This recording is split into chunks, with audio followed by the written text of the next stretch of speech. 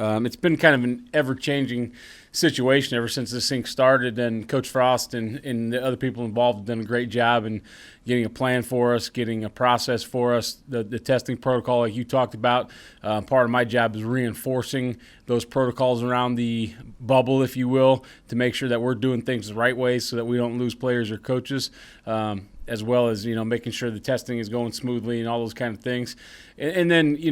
starting back,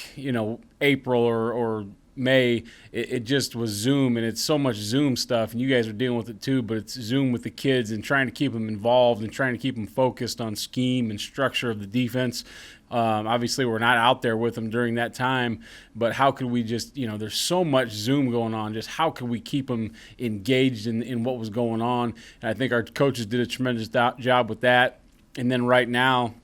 up until, they let us put pads on whenever that comes tomorrow or whenever the Big Ten says, it's time to go. It's been fundamentals. It's been, getting the coverage pieces right, getting the rush lanes fixed, just all the detail stuff that sometimes